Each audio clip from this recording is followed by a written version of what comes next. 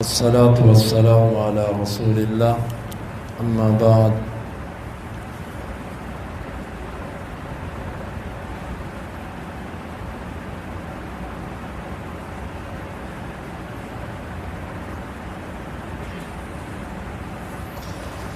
امام بخاری کہتے ہیں ہمیں بیان کیا ابو نعیم نے، وہ کہتے ہیں ہمیں بیان کیا حمام نے، وہ قتادہ سے، وہ کہتے ہیں میں نے انس رضی اللہ عنہ سے سوال کیا حل خضب النبی صلی اللہ علیہ وسلم، کیا کبھی اللہ کے نبی صلی اللہ علیہ وسلم نے اپنے بالوں کو رنگ دیا، مہندی لگائی؟ قال لا، نہیں، انما کان شیء فی صدغیہ، یہ تو کچھ بال تھے جو آپ کی کن پٹیوں پر تھے۔ کل کی حدیث میں گزرا اللہ کے نبی صلی اللہ علیہ وسلم کے بالوں کی، سفید بالوں کی تعداد 20 نہیں تھی، تقریباً 19، اور وہ بھی کہاں پر تھے؟ آپ کی یہ جو ہونٹوں کے نیچے بال ہوتے ہیں جس کو ہم بچہ داڑھی کہتے ہیں، یہاں پر تھے سفید بال، اور کن پٹی یہاں پر، یہاں سفید بال تھے۔ تو پوچھا گیا کہ کیا اللہ کے نبی صلی اللہ علیہ وسلم یوں خضاب دیا کرتے تھے؟ کہا نہیں، یہ تو چند بال تھے جو آپ کی کن پٹیوں پر تھے، اتنے سے بالوں پر خضاب کون دیتا ہے؟ یعنی کہ اللہ کے نبی صلی اللہ علیہ وسلم کے بال بہت ہی کم سفید تھے۔ امام بخاری کہتے ہیں کہ ہمیں بیان کیا حفص بن عمر نے، وہ کہتے ہیں ہمیں بیان کیا شعبہ نے ابو اسحاق سے، وہ برا رضی اللہ عنہ سے، وہ کہتے ہیں کہ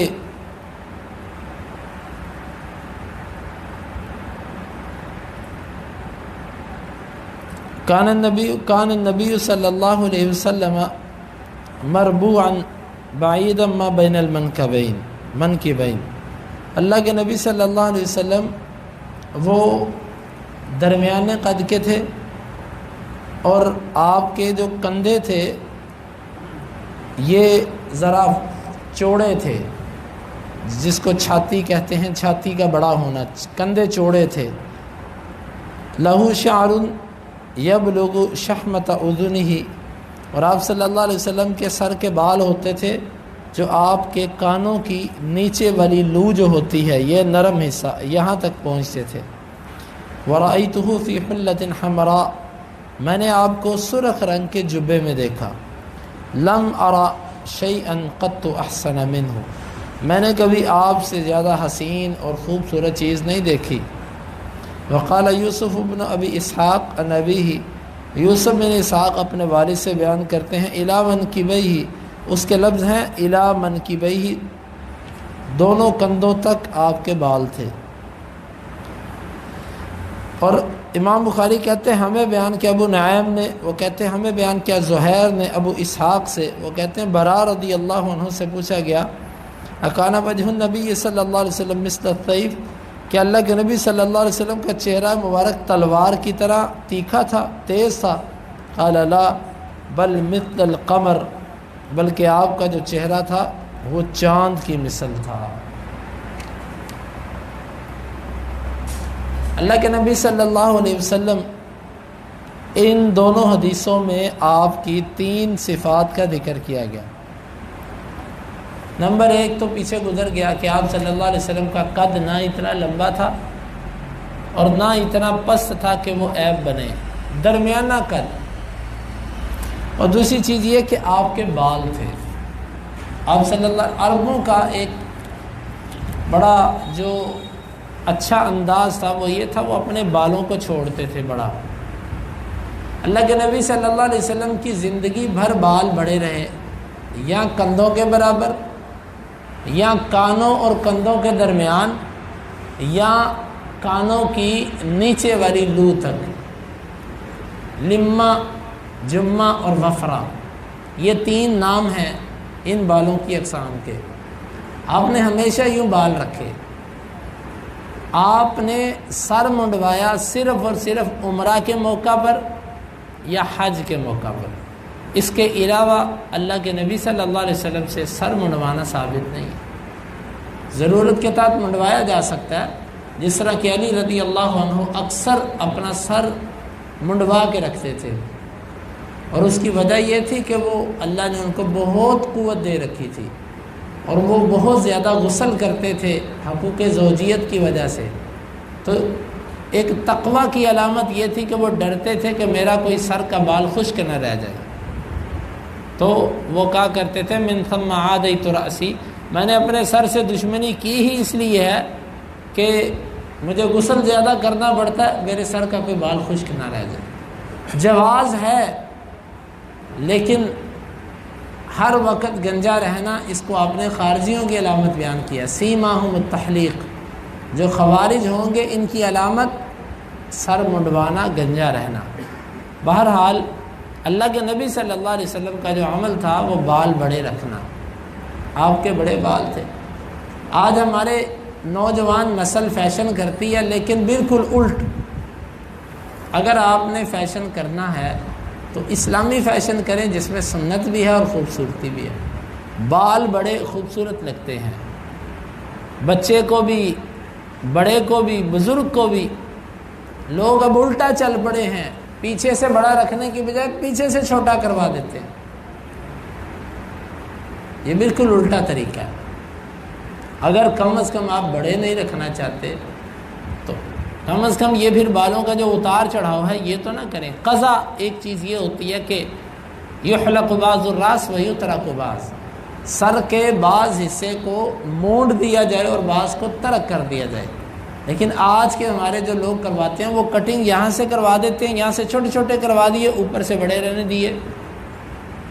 یہ قضا کے ساتھ ایک صورت کی ملتی جلتی تشبیہ ہے، اور اگر اس کی پشت پر جا کر دیکھا جائے تو یہ اغیار کی طرف سے غیر مسلموں کے چلے چلائے طریقے ہیں جس کو ہم لے رہے ہیں۔ تو ہمارا جو اسلامی فیشن ہے، اسلامی جو کلچر ہے، وہ بال بڑے رکھنا یہ ہے۔ اللہ کے نبی صلی اللہ علیہ وسلم کے بال سدا بڑے رہے، تو اس لیے اپنے بچوں کو فیشن کروانا ہے تو ان کو یہ والا کروائیے، ان سے کہیے بیٹا بال چھوڑو۔ ہمارے ادھر والدین وہ ڈانٹ کے بچے کو کہتے ہیں بال چھوٹے کروا کیا، اور وہ جب الٹی پلٹی کٹنگ کرواتا اس کو کچھ نہیں کہتے، کہتے ہیں بال بڑے رکھنے سے دماغ کمزور ہوتا ہے، نظر پر اثر آتا ہے۔ یہ باتیں ہیں اللہ کے بندو۔ جہاں تک اللہ کے نبی صلی اللہ علیہ وسلم کے خلیے کو آپ اختیار کر سکیں، ایک تو ہے کہ ایسی شکل و صورت جو اللہ نے بنا دی، اب ہماری شکل اللہ کے نبی صلی اللہ علیہ وسلم جیسی تو ہم ناک، ہونٹ، آنکھیں، یہ گال، یہ رخسار، یہ ویسے تو ہم بنا نہیں سکتے جیسے اللہ کے نبی صلی اللہ علیہ وسلم کے تھے، لیکن جو چیزیں ہمارے اختیار میں ہیں، داڑھی رکھنا، مونچھیں چھوٹی رکھنا، بال بڑے رکھ لینا، کم از کم یہ تو ہمارے اختیار میں ہے، سنت کو اختیار کرنا، یہ تو آپ کا طریقہ تھا۔ کوشش کرنی چاہیے کہ اللہ کے نبی صلی اللہ علیہ وسلم کے طریقوں کو ہم اپنے بچوں میں رائج کریں، ان کو یہ سمجھائیں ہاں بیٹا کرو، چھوڑو، لیکن اس طرح جس طرح اللہ کے نبی صلی اللہ علیہ وسلم کے تھے۔ دوسری چیز یہ ہے اللہ کے نبی صلی اللہ علیہ وسلم کا سرخ رنگ کا جبہ پہننا۔ بعض روایات کے اندر آتا ہے سرخ رنگ مردوں کو پہننے سے منع کیا گیا۔ درست بات یہ ہے مردوں کے لیے کسی رنگ کی ممانعت نہیں ہے، کسی صحیح حدیث سے کسی رنگ کو پہننے کی ممانعت نہیں ہے۔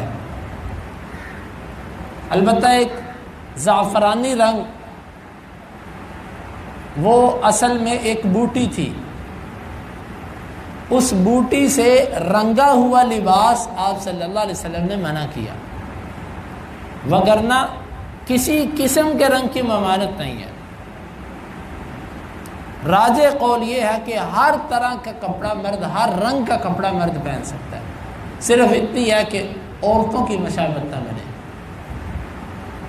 یا بعض چیزیں ہمارے لوگ کسی کی مشابہت کی وجہ سے کچھ دیر کے لیے چھوڑ دیتے ہیں، وہ ایک الگ چیز ہے۔ کالا لباس لوگ محرم میں نہیں پہنتے، یا زعفرانی رنگ سکھ لوگ یا ہندو لوگ پہنتے ہیں، بعض اس وجہ سے نہیں۔ لیکن اگر حدیث کی روح سے ہم دیکھا جائے تو حدیث کی روح سے کسی رنگ کی ممانت نہیں ہے مرد کے لیے.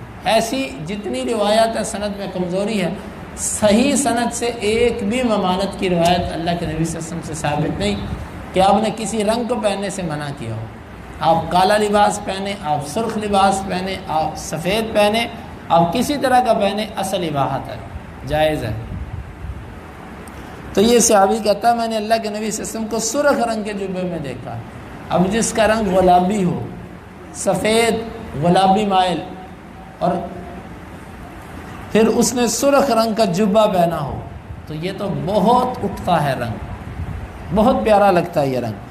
تو اللہ کے نبی صلی اللہ علیہ وسلم اتنے خوبصورت لگ رہے تھے اس میں کہ میں نے آج تک آپ سے زیادہ حسین دیکھا ہی نہیں.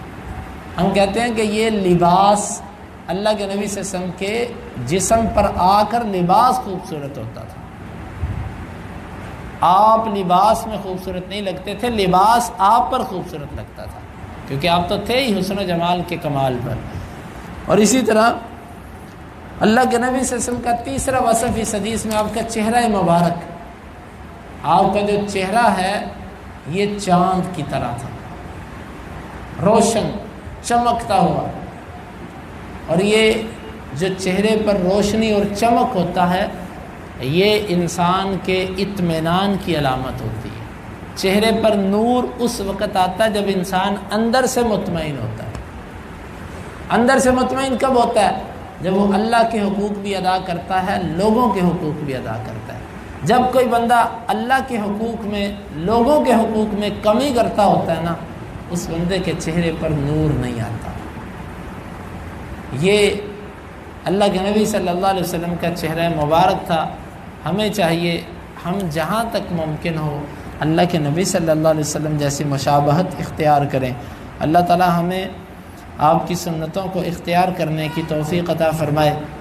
اللہم انفعنا بما علمتنا وعلمنا ما ينفعنا وزدنا علما وآخر دعوانا ان الحمد للہ رب العالمین. حدیث نمبر 3550، 51 اور 52.